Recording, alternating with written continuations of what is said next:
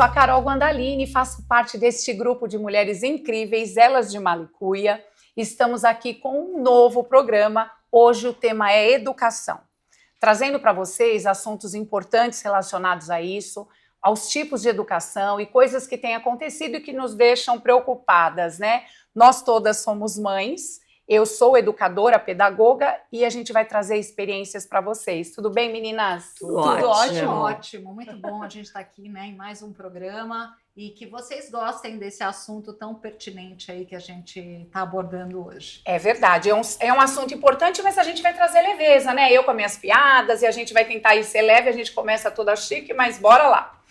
Tem dois tipos de educação para que a gente possa entender, a educação da família e a educação da escola. Uma mais formal, que é a da escola, né, que traz tecnologia, os currículos, diretrizes que o MEC ele coloca para a gente. Então, você tem uma grade curricular a cumprir. Uhum. E a educação informal, que é a educação que começa desde que o neném nasce, que você vai trabalhando com ele, que vai formar caráter, ética, cultura, o conhecimento do dia a dia, respeito. E só que, infelizmente, há um bom tempo, né, há 8 anos eu me afastei das escolas, né, saí da escola, mas eu trabalhei sempre com crianças pequenas, da primeira infância, e eu percebia que pela demanda, né, mulherada trabalhando muito, acabava sobrando coisas pra gente. Então, assim, como tirar fralda, coisas que são de mãe, mas que realmente acabam sobrando para a educação informal, a escola também.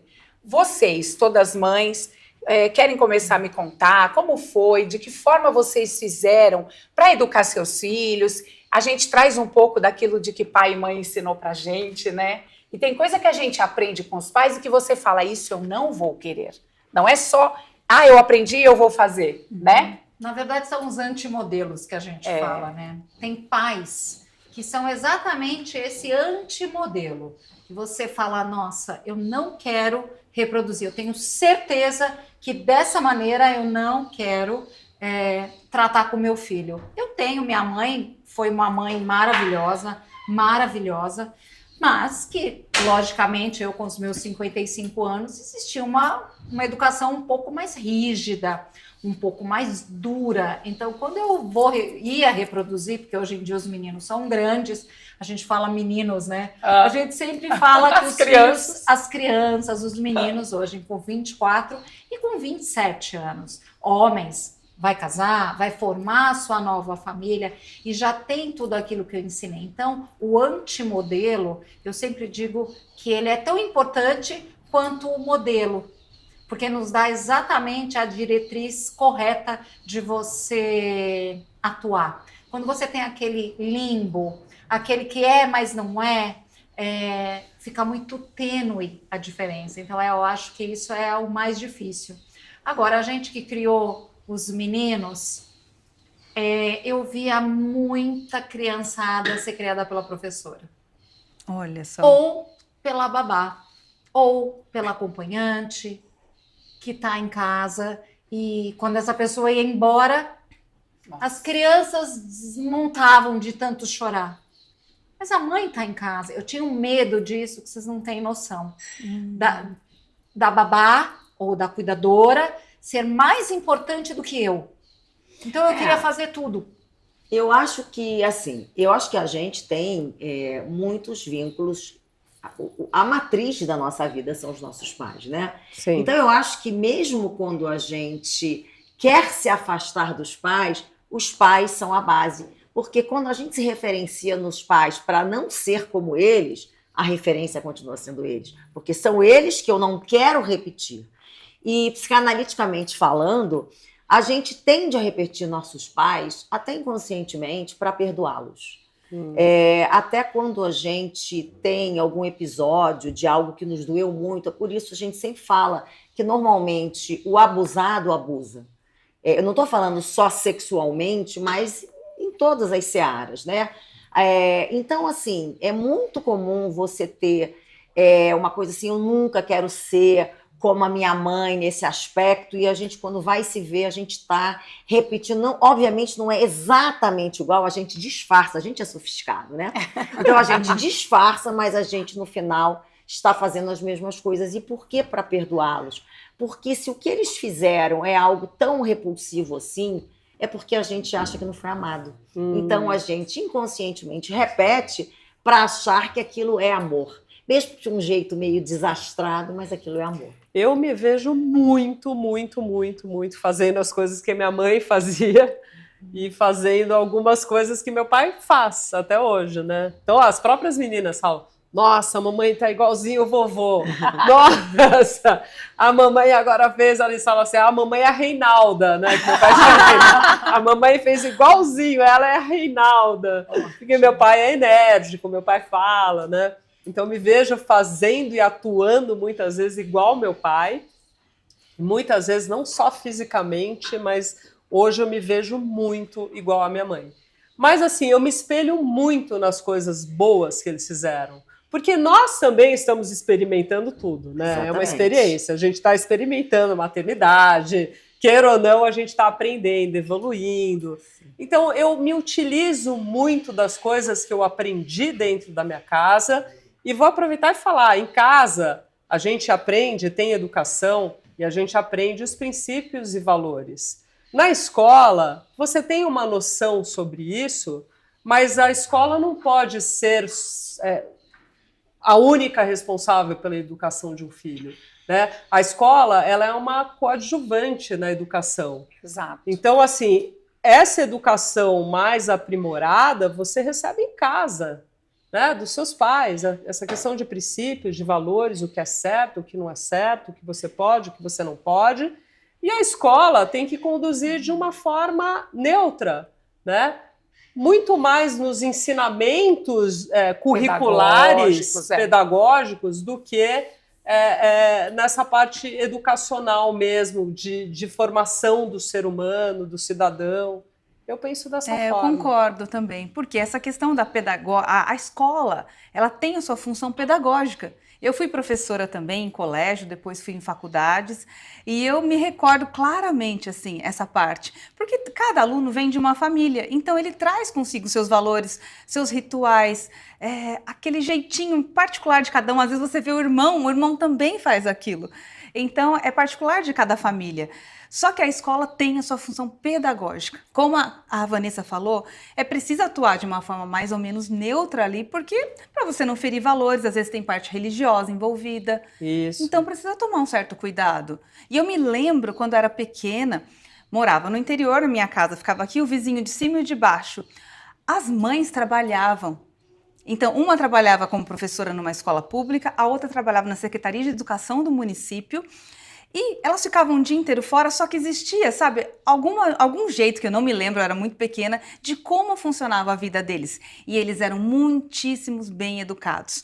Nunca um menino desses entrou na minha casa e ficou pulando no sofá, fez sujeira. Às vezes eles faziam bagunça na rua, na garagem, chutava a bola na casa do vizinho, tinha uma questão assim. Mas assim, de fazer bagunça na casa do vizinho, não. Então, os pais tinham uma certa exigência com os filhos na questão comportamental. Aí você tocou num ponto que eu acho que é esse o grande problema hoje em dia. Existe um limite entre pais e filhos. Exato. Então, a gente sempre fala, respeita o seu pai, né? Os mais velhos. E hoje, o que eu vejo e vi muitas vezes, e eu acho que anda acontecendo muitas coisas por causa disso. O professor dá uma bronca,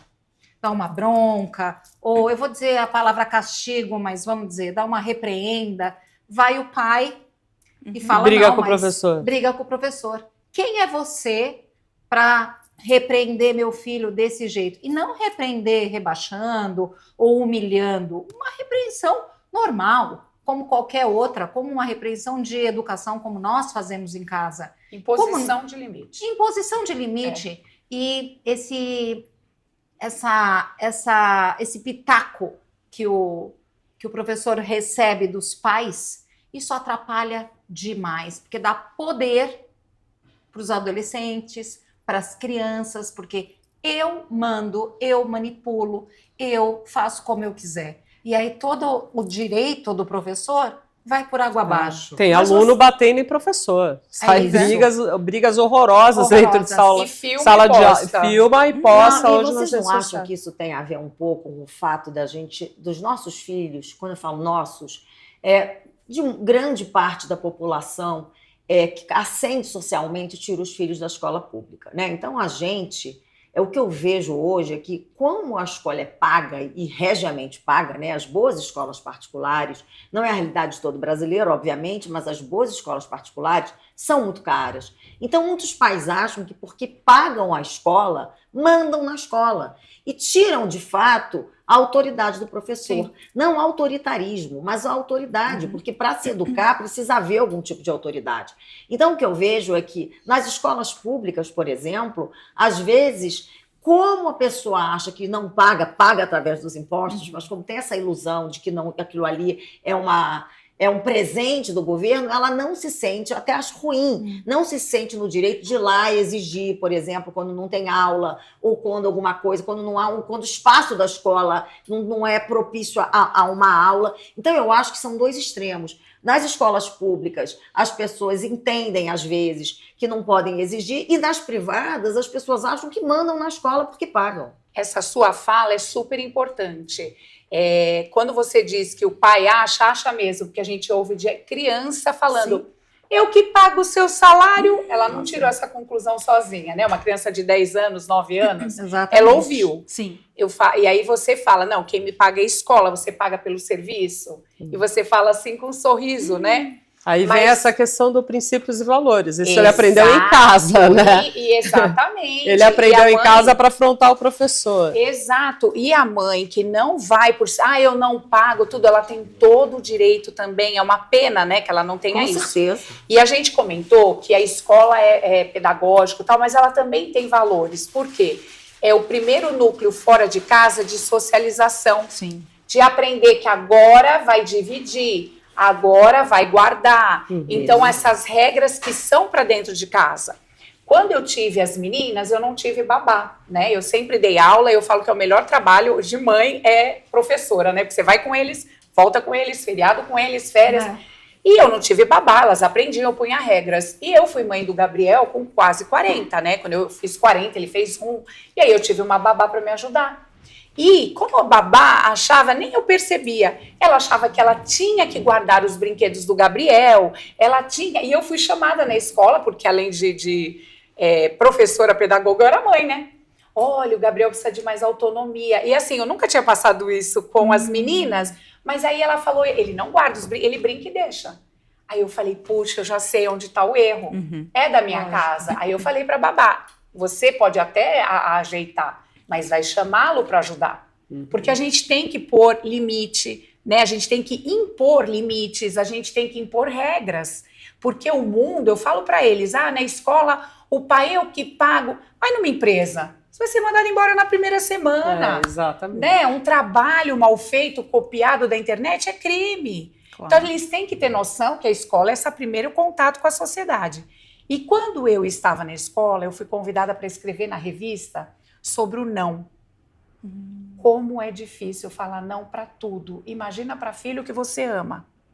Outra coisa, a gente está sempre atribulada, fazendo comida, fazendo não sei o que lá.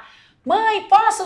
Pode, melhor. O não vai vir aquela que a mais gente fácil, comentou. né? Mas por quê? Por que eu não posso? Então você... Ninguém fala porque sim, né? Exatamente. E muitas vezes a gente tá... O dia que você tá cansado, você fala, Ai, vou falar vai. assim. Eu vou falar assim, eu tô tão cansada que eu não tô afim de debater. Não dá trabalho. O não dá muito trabalho. Só que o não, ele é muito educativo. Então, a princípio é não. Porque você dá o limite. Porque o não você tem que justificar e o sim não precisa, O sim né? não precisa. Tudo bem, você É, pode fazer. exato. Você Eu pode prefiro- fazer como você quiser. Eu prefiro a ideia dos meus pais, acho que dos seus também. Por que não? Porque é não.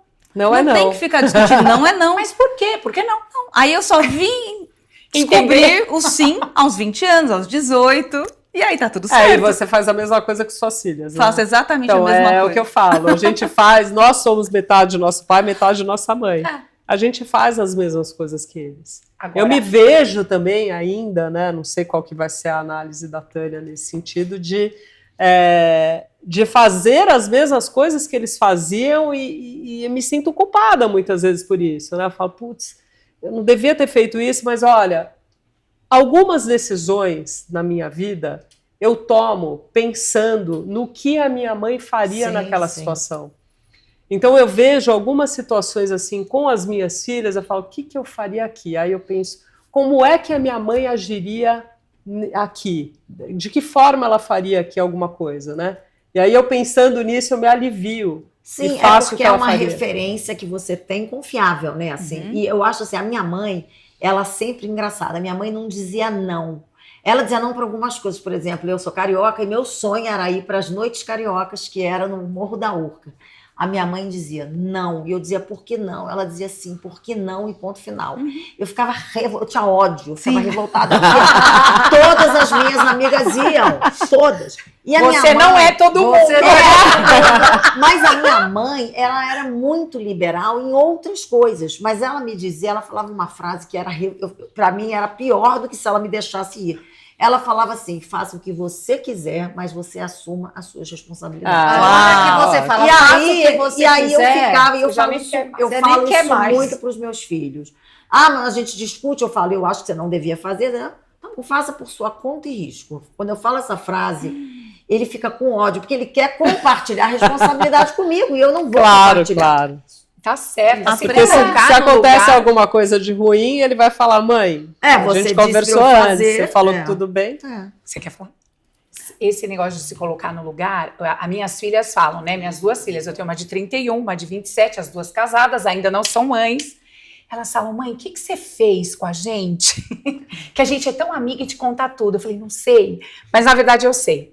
Quando elas eram pequenas, elas aprontavam uma coisa, quando você engravida, você vira mãe, você mudou de papel. Quando elas aprontavam, eu olhava e falava, pera, eu já tive essa idade, eu já fiz isso. Não, pega leve, não é tão grave.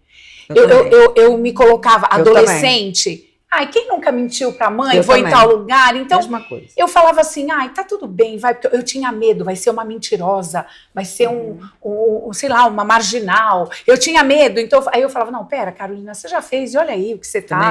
Essa coisa, eu concordo plenamente. As pessoas falam assim, a criança mentiu, toda criança mente. Você é uma mentira. Eu tenho uma amiga que ela foi exposta na escola, porque ela levou um negocinho da escola quando era criança. Ela tem mais de 50 anos. Ela tem, até hoje, isso para ela é uma mácula no psiquismo dela. Calma, gente. A gente faz isso, as crianças mentem. Você não pode condenar a criança, porque aí sim ela vai se achar uma mentirosa. Esse vira um problema, porque aí você enaltece tanto aquilo. Exatamente. Que você está enaltecendo o negativo. Na verdade, a gente precisa enaltecer o positivo. Com certeza. Isso com tudo, né? É verdade. Na verdade, a gente tem uma mania, vou dizer, de olhar sempre esse negativo, o que a pessoa fez de errado, aquele pontinho, ela fez... A gente não brinca. Eu faço 10 coisas maravilhosas, parece que é obrigação. Eu faço uma errada, mas você fez isso errado. Todo filho fala isso, não fala? E das 10, todo mundo esqueceu, né? O que eu fiz certinho, mas o errado, porque chama um pouco mais atenção, né?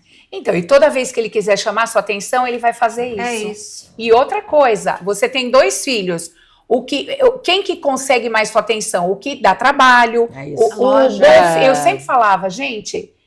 pedagogia do elogio. Eu sou super assim, a favor disso. Elogiar. Você, um tirou 10 ou tirou 6, mas o que tirou 6 tirava 3. Você tá demais, você melhorou. Eu sei que você pode dar mais. Então, o elogio faz com que a pessoa cresça. Agora, uma coisa que eu quero falar para vocês é do não. Quando você fala não, não é só não pode ir, é não, você está frustrada porque você não vai, e você vai aprender que a vida vai trazer muitos nãos para você, a primeira namorada que te deixar não querer se matar. E tá acontecendo, gente, a menina é mais bonita, ela tá fazendo sucesso com os meninos, então eu vou dar um bolo envenenado. Essa pessoa não foi frustrada e não aprendeu o não. Sim. E essa é a importância do não. Então, assim, que o que vocês têm visto, temos a série Adolescência, que eu acabei não assistindo, vi alguma coisa, mas eu li muitos comentários em relação à educação para poder falar aqui.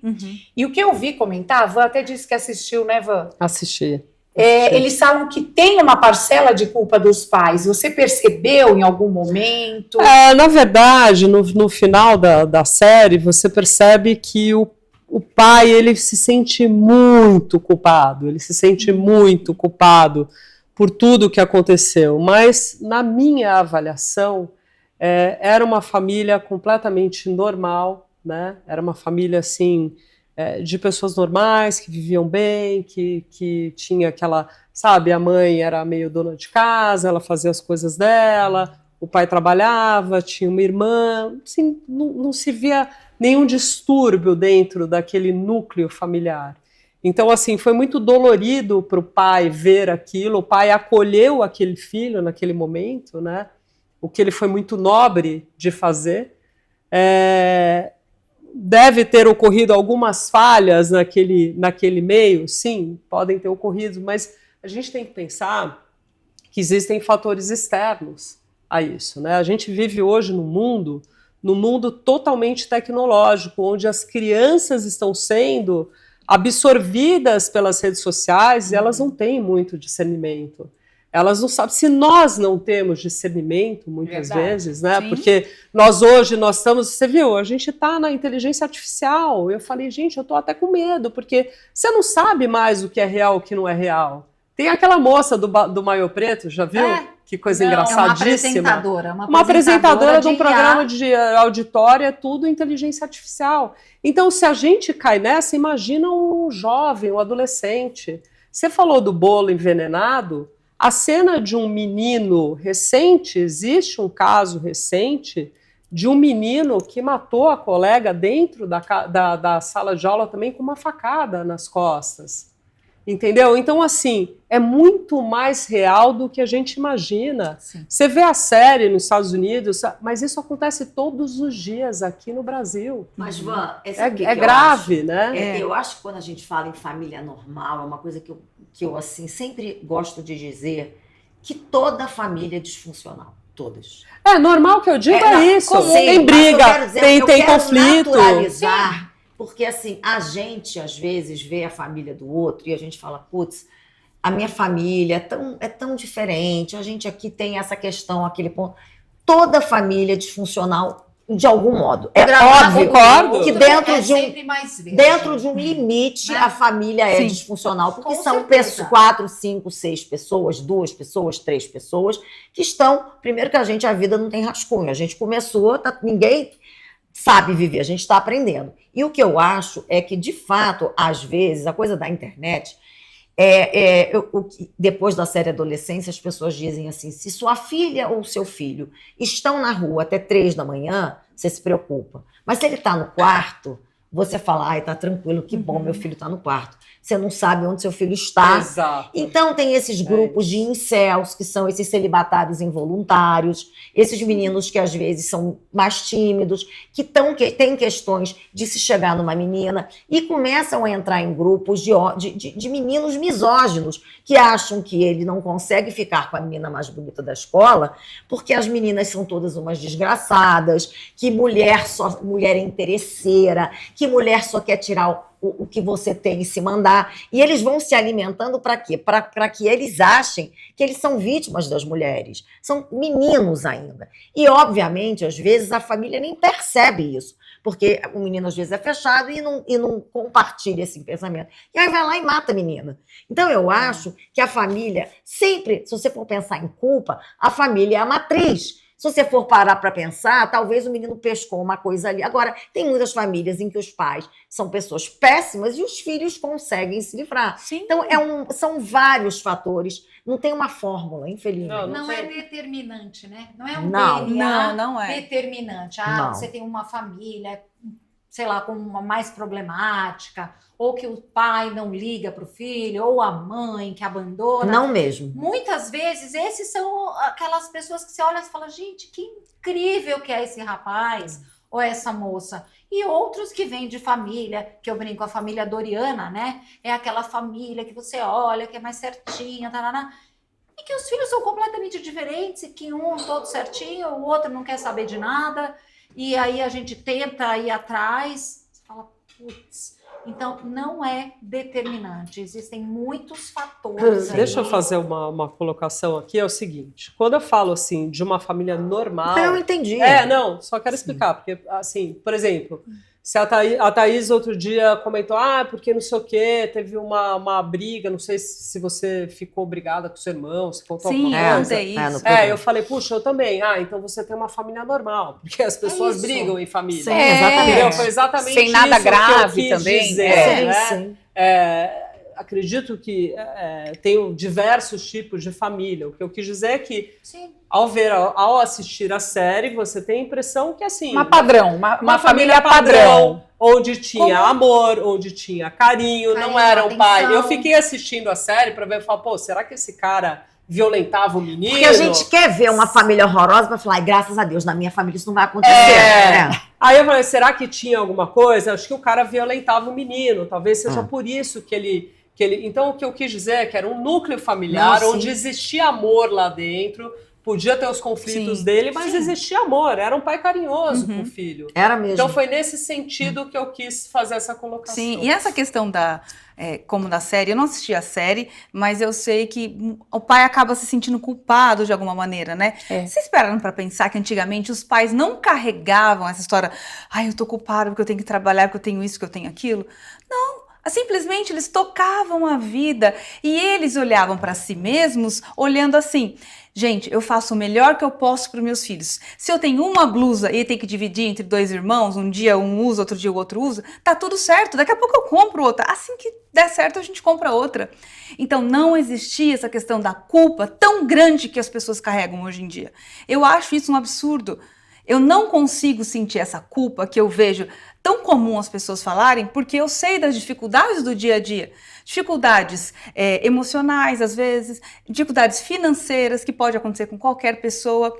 E os filhos estão envoltos nesse meio. Então não adianta eu ficar floreando para ele que tá tudo bonitinho. Não, ele precisa saber que é difícil, que a gente tem que acordar muito cedo, que a gente tem que se dedicar ao trabalho, ao estudo. Tudo isso eles precisam entender. E hoje eu tô vendo quanto minha filha mais velha, por exemplo, está se dedicando assim ao máximo para passar num vestibular público. Porque ela vê o quanto a gente fez isso durante a vida. Então, eu vejo com bons olhos também essa questão. E não vejo com essa questão de culpa. Isso é uma coisa de uma geração que veio. Aliás, essa geração tinha que se preocupar com os filhos no sentido assim, quais são os valores que eu estou passando para ele no dia a dia? Ele tá brincando ali, existe uma competição. Vamos deixar ele ganhar para ele ficar feliz? Não, ele precisa perder. Frustrar. Não adianta, numa festa junina, eu dar a bola para ele se ele não acertou a boca do palhaço. Então, eu preciso que ele perca ali e falou, poxa, você não ganhou hoje. Mas e eu não vou comprar a bola. Sabe o que eu acho que mudou em relação... Claro, a mulher foi trabalhar fora, se sente culpada e tal. Mas não acho que esse é o ponto central. Só isso. É isso, eu acho. Mas eu acho que hoje, para mim, pelo menos na minha visão, é a saúde mental. Eu acho que a gente hoje poupa os filhos porque a gente tem medo daquilo desencadear alguma questão mental, depressão, tristeza, sobretudo porque toda mãe conhece seus filhos melhor, pelo menos até uma certa idade, melhor que qualquer pessoa. E a gente protege quem mais precisa. E o que eu penso? O que eu vejo hoje é assim, vamos lá, você tem um filho que, não vou falar da boca do palhaço, mas assim, um filho que não é popular, que... Sim, aquele menino assim, que os amigos estão super assim, ele não é convidado para as coisas, e você vê aquele menino ou aquela menina se autodepreciando, e aí você tem aquelas regras, mas você fala, não, mas assim, eu vou ter que salvar essa pessoa para que ela não acredite porque o mundo externo quer que ela se convença de que ela é uma peça fora, é uma carta fora do baralho. Então você começa assim, vamos fazer uma viagem porque os amigos já foram para Disney, um exemplo.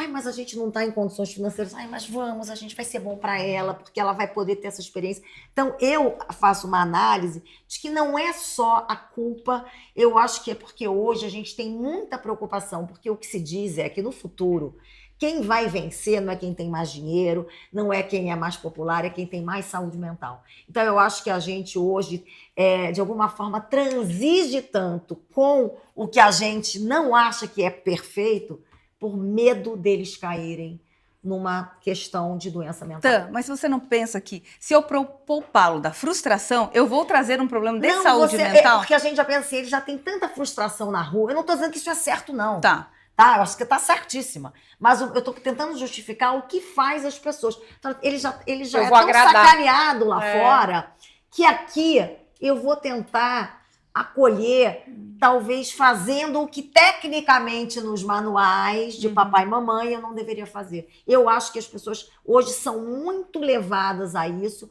para que o filho... Hoje a gente vive uma sociedade do espetáculo. Você tem que estar viajando, passeando, inteligente, bem-sucedido. Em cada idade tem uma versão do que seja ser bem-sucedido. E quando seu filho ou sua filha não estão nesse negócio, você começa a se esforçar até de um jeito excessivo para tentar compensar. E eu acho que é isso que tem movido essa falta de limites. Essa é eu não estou dizendo que é só isso, mas eu acho que esse ponto existe. Eu não sei se vocês concordam, mas eu acho que Eu concordo. E eu vou dizer para vocês que tem uma frase que fala: quando nasce uma mãe, nasce uma culpa. Exatamente. Essa Exatamente. E a gente tem perfeita. culpa. Aí você fala: meu filho não foi convidado para festa, mas a gente vai no cinema. Vamos? É Eu e isso. você é compensação. É isso. Pô, mas que Mas- raiva também que o filho não é convidado pra Quem me festa. fala, eu já pego a mãe. A gente já liga pra mãe e fala, por que você não convidou o meu filho? Não Não, a é. minha filha tinha uma amiga, que era essa um pouquinho mais excluída. E como a Rafaela sempre foi uma menina mais tímida, e tal, a Rafaela gostava muito dessa menina, né? E essa era a menina que nunca era convidada para as festas. E a mãe ficava chateada, eu era muito amiga da mãe, né? E a mãe vinha e conversava comigo: ah, Vanessa, minha filha, assim, tal. Eu falei: olha, eu tenho uma ideia. Vamos fazer uma festa para tua filha. Eu vou te ajudar. Ela falou: mas como? Aonde? Eu falei: aqui na tua casa. Você vai fazer uma festa. Eu vou com você comprar um vestido novo para tua filha, porque as minhas filhas toda festinha usavam um vestidinho novo. Vamos lá, vamos comprar um vestido novo para sua filha.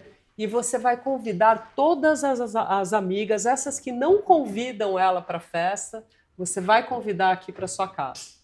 E dito e feito, ajudei ela a montar a festa. Foi simples, era bolo, cachorro-quente, tal, festa de criança. A menina tinha um videogame que ela era super tecnológica, ela sabia jogar. Então, assim, ela encheu a casa de crianças, as amigas todas foram. Eu falei: convida todas, até as que não gostam dela. Claro. Convide todas. E foi uma festa super bonita, a menina ficou super feliz. E houve uma mudança de comportamento na escola. Mas eu Foi acho uma que coisa isso bacana, é incrível.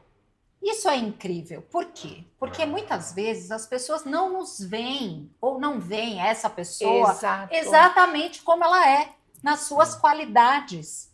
Elas veem, por exemplo, ela era ótima no videogame. Então, ela tinha uma habilidade e que não estava sendo mostrada. Porque muitas vezes a gente não mostra a nossa habilidade. Você não sai aí fazendo e acontecendo. E as pessoas meio que existe isso, gente. A sociedade, Sempre. ela bota Sempre um pouquinho existiu, de lado. Ah, você não tá com aquela São as roupa panelinhas, né? maravilhosa, as panelinhas. E a gente vive na idade adulta também. também, Mas a gente tem também. mais instrumentos para se defender. Você é minha panela? Eu sou sua panela de Você é pressão. minha panela, você é a panela. Eu sou sua caçarola. Agora, muito bem, tem as panelinhas, tá? Tinham as panelinhas. Como a gente também tem as nossas pequenas panelinhas. Mas a hora que você proporciona, você fala: olha, eu tô de braços abertos, venham e vocês vão me conhecer. Sim. Você gera uma oportunidade de que as pessoas te conheçam da melhor maneira. E muda. E nós também, é a mesma coisa. Eu acho assim, a vida toda a gente tem que aprender a conviver com isso, né? Eu vejo pelas minhas filhas também, que tem alguns grupos, tem o grupo da faculdade, tem o grupo da escola, tal. Sempre vai ter um conflito, e os conflitos, eles são importantes para nós, né? Eles precisam acontecer. O caos, muitas vezes, também é importante para que a gente possa sair dele com uma experiência diferente. Então, a gente precisa saber lidar com essas coisas, porque assim, vamos combinar? Não vai ter fim. Não tem fim. Gente, não tem fim. Eu era criança massacrada na festa de aniversário, no Bexigão. Quando estourava o Bexigão, aquilo não existia irmão, não existia amigo, não existia... A Thaís pequenininha pegando uma Aí vou te trazer um saquinho de baixo. tentando pegar um chiclete. Eu chegava em casa, frustrada, falava, mãe, não peguei nem um chiclete, nem uma bala, mãe, chorando. Porque a Carol pegou tudo. Ela falou assim, da próxima vez você seja mais ligeira e pegue as coisas. Pensa se minha mãe comprava algum saquinho de bala? Não. E aí da próxima vez eu ficava assim, hoje eu pego. Não pegava. Gente, eu fiquei com dó de você, amiga. Mas sabe que isso, olhando de fora agora, foi ótimo. Porque lapidou. Eu tive um monte de frustração. Eu chorei por uma coisa boba. Mas é verdade. Era o que cabia naquele momento, naquela idade. E você sabe que a mãe dela fez certo. Olha eu sempre eduquei meus filhos para acolher. Chegou um aluno novo, gente, é muito triste, né? E por eu ser educadora, eu incentivava isso. E aí elas falavam, mãe, você ensinou a gente a ser muito fofinho, o mundo é cruel, agora grande. Eu falo, elas têm razão. Porque meu marido falava, não afia a garra delas. Deixa elas, né, lutarem. E aí eu falava assim, não, eu quero que elas acolham. Então, sempre entrava um aluno, as mães vêm e falam, nossa, como meu filho foi acolhido pela sua filha. Mesmo que depois não virasse amigo, acolheu e, né, conviveu. Agora, a gente está quase finalizando aí, mas eu queria perguntar para vocês acham que videogame, mídias e tudo atrapalha a educação ou na medida certa dá para conduzir? Dá para conduzir, atrapalha sim, porque se tira um tempo muito grande quando você está mergulhado lá naquela rede social, inclusive a gente. Muito. Você perde 1 hora de estudo, é muito às vezes, né? Você está lendo um livro. É pouco, né? Nossa, Mas eu uma recebo na o relatório social, do Uma na meu... rede social, ela passa que você não vê. Então você perde. Você pode perder o seu dia mergulhado ali. Eu vou dizer uma coisa para vocês. Eu vou contar uma particularidade minha. Quando eu comecei a fazer os meus programas, tal, o Aldo falava assim, você tem que olhar programa da fulana, da ciclana, da Beltrana, e lá vou eu olhar os programas. E aquilo, em vez de me ajudar, mais me atrapalhava, porque eu olhava e falava, mas eu não vou saber fazer daquele jeito. Não, mas eu não tenho tal estrutura disso. Não. Então eu achava sempre que eu estava aquém daquilo que eu tinha que chegar. Até que, graças a Deus, eu rapidamente falei assim, olha, cheguei para ele e falei, para de me indicar para olhar alguém. Eu não vou olhar mais ninguém. Eu vou fazer do jeito que eu quiser, como eu quiser. Se tiver errado, eu vou aprender no meio do caminho. Sim. E foi o que eu fiz. E hoje em dia, às vezes estou meio sem ideia, estou pensando, eu entro na rede e mais me atrapalha do que me ajuda. Então eu preciso sair, tirar o time de campo, fazer o nada, o tempo do nada. Não faça nada. O ócio criativo. Esse grupo aqui, ó, foi formado num ócio criativo. O meu ócio criativo às vezes vem às 4h da manhã. Não, pensa. Aí sabe o que eu faço? Ócio criativo, veio a ideia, eu pego o celular, deixa eu anotar para eu não esquecer. Eu preciso parar tudo, parar tudo, sair fora, fazer outras coisas para as ideias, para eu esvaziar tudo aquilo que eu tenho aqui dentro e para que entrem ideias novas. Eu fico plugada praticamente 24 horas, não em rede social necessariamente, mas assim, agora eu tô viciada em audiobook, eu fico ouvindo livro, eu fico ouvindo podcast nos momentos em que eu não tô trabalhando, e eu sempre faço isso porque eu acho que, não sei, eu gosto muito que o tempo que eu esteja aprendendo alguma coisa. Agora, essa coisa de videogame, eu acho... eu tenho um filho que ama videogame. Eu acho que o videogame é saudável. Não adianta, a gente tem que ter escapulidas, assim, para relaxar. Se bem que eu acho que ele fica mais tenso do que ficar nervoso quando perde. Mas eu acho que tudo a virtude está no meio. Tem que ser feito com parcimônia. Mas é muito difícil, né? É tudo sintoma. Quando a gente está estressado, a gente fica horas ou jogando videogame, ou na rede social. Então, assim... Atrapalha, mas é o que temos para hoje. Não tem como a gente retroceder. Eu acho. Concordo. Bom, gente, a gente está quase já encerrando. Eu quero falar algumas coisas para vocês e para você de casa. Assistam o nosso programa, se conecte com a gente, porque é um período legal, você vai ter informação. Desligue um pouco também, curta o dia a dia, a vida real. Eduque seus filhos com amor, preste atenção, com tempo de qualidade. E outra coisa que eu quero dizer, agradecer a Laguna que nos veste hoje. É verdade. A gente tá linda demais, né? Linda de viver. Cada uma numa cor, no modelo, com jovialidade. Vamos. Olha que lindo. Olha que chique. Agora a gente deixa a produção ficar bem atrapalhada, né? Levantou todo mundo. Levanta todo mundo. Agora a gente vai sentar. 1, 2, e... E é isso, gente. Olha, mais um programa aí pra vocês e logo vem mais. E toda quinta-feira tem programa novo. Você pode assistir tanto no YouTube como no Spotify. O Elas de Mala e Cuia!